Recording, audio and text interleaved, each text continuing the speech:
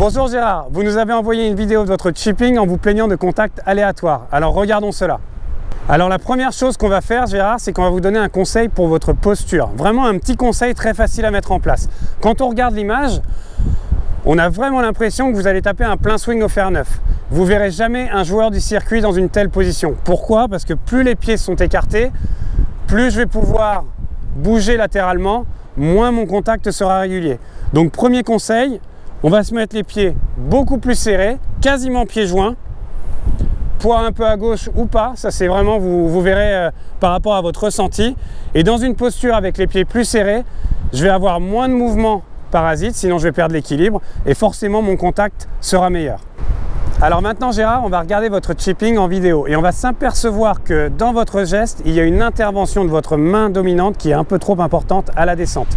Ça veut dire quoi? Ça veut dire que le club arrive juste avant l'impact, bien dans l'axe de votre avant-bras et par contre, on va avoir la main gauche qui va intervenir, le club qui va vous doubler et comme si on avait envie de soulever la balle. Or, c'est le loft du club qui va soulever la balle. Donc on doit garder des mains en avant, une attaque de balle descendante pour avoir un contact régulier. Donc l'exercice que je vais vous recommander pour améliorer cette traversée, comprendre comment le club doit fonctionner au travers de la balle, ça va être de faire des chips avec une baguette d'entraînement. Cette baguette, on va la positionner en dessous du grip, comme ceci, et l'objectif, ça va être de la garder loin de son flanc. Si je fais bien le geste, que je garde bien mes mains en avant ici, que j'obtiens une attaque de balle descendante, la baguette ne touche pas mon flanc.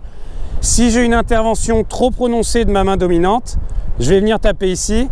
Si j'ai envie de cueillir, je vais venir taper. Donc, je garde la baguette vers l'avant, je garde mes mains vers l'avant, j'obtiens une impact descendante et un contact beaucoup plus régulier.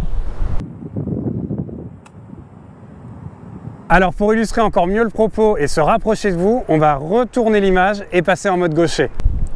Je garde la baguette vers l'avant, je garde mes mains vers l'avant, j'obtiens une impact descendante et un contact beaucoup plus régulier. Voilà Gérard, une petite mise au point au niveau de la posture et un peu de pratique avec l'exercice de la baguette et votre chipping ne vous posera plus aucun problème. Bon entraînement!